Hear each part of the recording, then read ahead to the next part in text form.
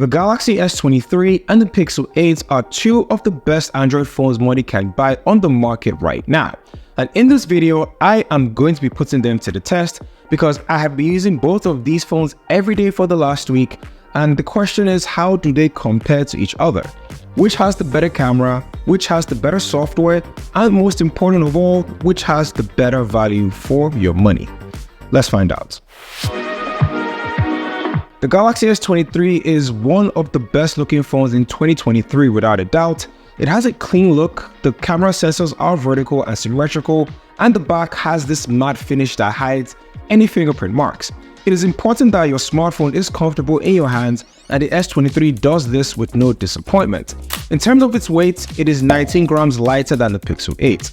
That may be a good thing and a bad thing depending on who you're talking to. If you're talking to someone like me, let me give you an example. I love spicy food, but when it's a little bit too much, it is uncomfortable, and it is the same thing here.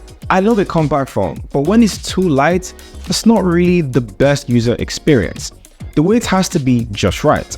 At the bottom, it has a USB-C port and stereo speakers that are pretty good, and I remember it was something they improved on the S22, and right now they also improved it on the S23. It's great volume and it has great bass. Google, on the other hand, made some great changes and not so great changes with the Pixel 8. First things first, the color choices this year are a lot better. It comes in black, hazel, and my personal favorite, rose or rosé, whatever it's called.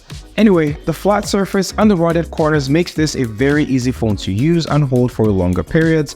Your thumb can reach all four corners of the screen without any issues, and the weight is in a great place. It weighs 187 grams. Now, while all these are great and nice to have, where Google made a mistake in my opinion with this design is the back of the phone. It is glossy and you will definitely see your fingerprints if you have the darker colors. Now, coming from the Pixel 8 Pro or even the iPhone 15, the difference is very clear. I just want to add that some people might not care or won't even see this as a problem.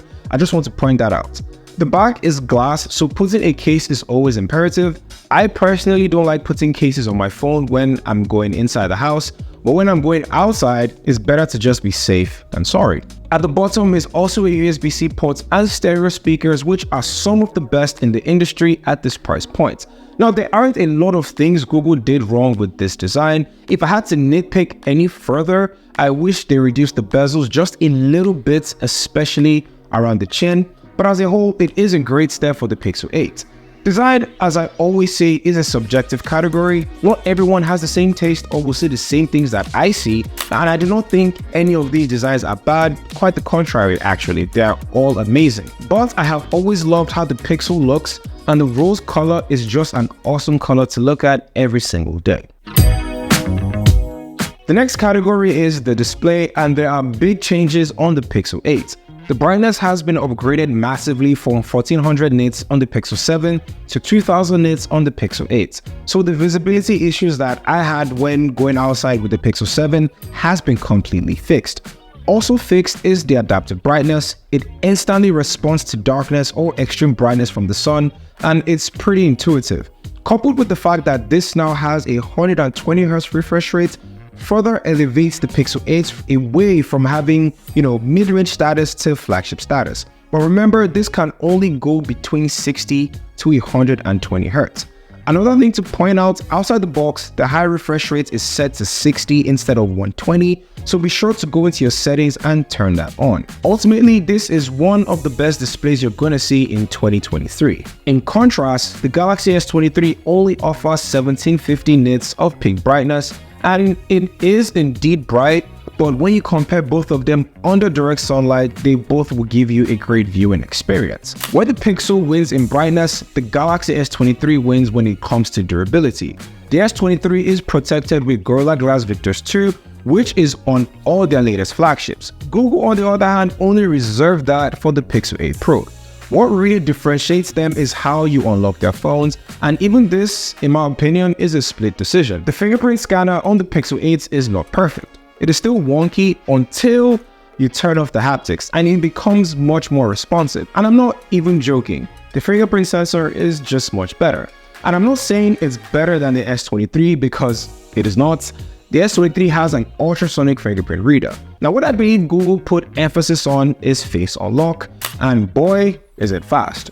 Majority of my time with the Pixel 8, face unlock has been my primary way of unlocking my phone. It also reminds me of how fast it was on the Pixel 4 XL. I'm glad because it's a faster way to get into your phone than the optical fingerprint reader. And I'm finding it hard to categorically say which display is better because they both excel and fail in different places. It comes down to what is important to you. And with that, I think giving this round a tie is a fair assessment. So far, it seems like there is a stalemate between the Pixel 8 and the Galaxy S23, but there is still time for a winner, especially regarding the battery life. Battery life on the Pixel 8 is, for one, it is definitely better than what it was last year, and it is still early days because this was my experience with the Pixel 7. It was first great, but over time, battery kept getting worse and worse. From charging it once a day when going to bed to twice a day before I even get home. This time might be different with the Pixel 8 because my battery life on this has been great for the last month and a half. I get about 8 hours of screen on time without even trying to kill the phone. And when I'm even trying to kill the phone, it gives me about 6 to 7 hours. So this is good news, but like I said, over time, the battery on the Pixel 8 reduces. So only time will tell how good this will be in the long term. The S23, on the other hand, is good, not better than the Pixel 8, but at the same time, we have to consider that this has been out for a couple of months. But if we're talking strictly in the first few weeks, the Pixel 8 is having a better start. And like I said, I would love to see how this will be in the next couple of months. So for now, the Pixel 8 will win this round.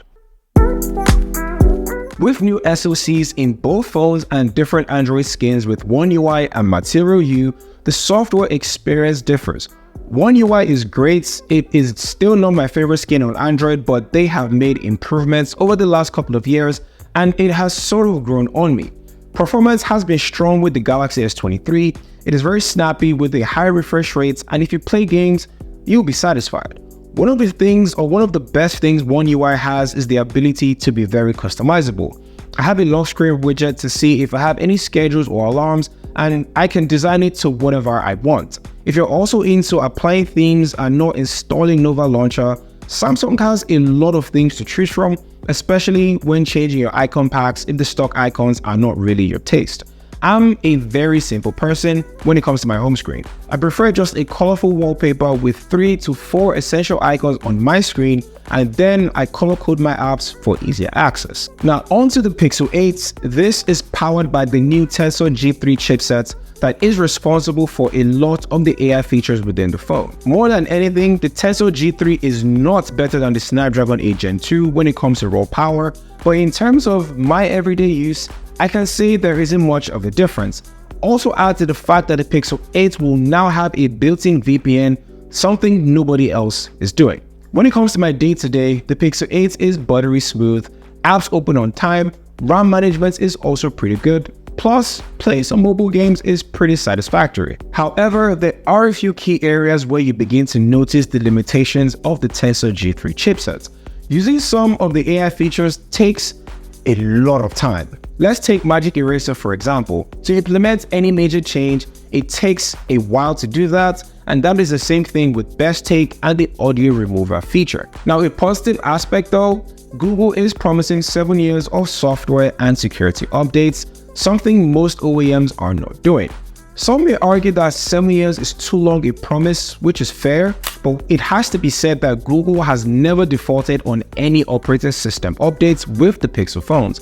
So I don't think they're going to start doing that now.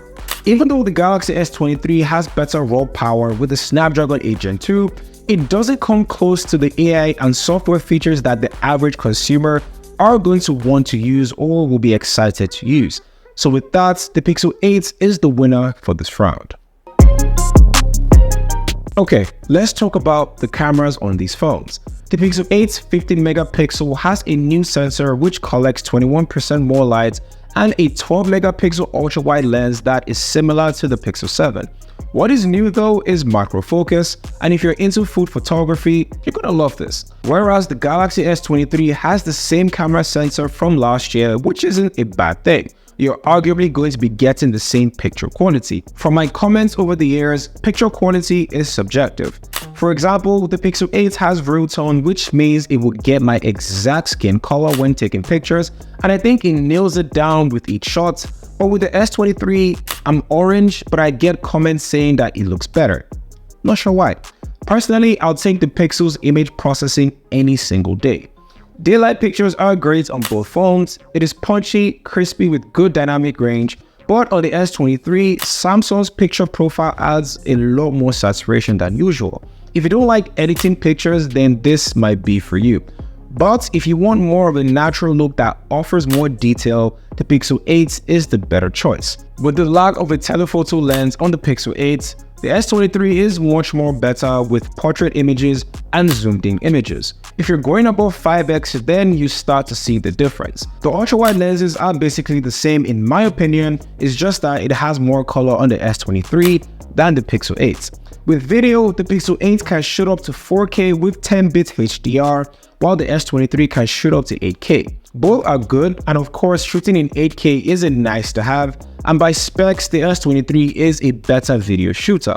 So with all that being said, which offers the better value? The Pixel 8 is currently $699 on the Google Store, but with Black Friday and Cyber Monday that just passed, depending on when you're watching this video, I'm pretty sure you can still get it at discounted prices. While the Galaxy S23 is currently $799 in the Samsung store, that is $100 more money than the Pixel 8. For $699, the Pixel 8 offers the brightest display between these two phones, arguably the better battery, better software experience with the AI features, and 7 years of software updates, but not on performance. It also has a better picture-taking camera, and it comes at a cheaper price. It does offer the best value on paper, but if you do want a Samsung phone, by all means, I can't really recommend the S23, especially since the S24 is around the corner. But that is just one man's opinion, and I'd like to hear yours. Is the Pixel 8 the better value, or is the S23 the budget king of 2023? Comment down and let me know. And as usual, if you found this video useful, smash that like button and don't forget to subscribe, as this helps me go a long way. Thank you guys for watching. My name again is KJOS, and I'll catch you guys in the next one.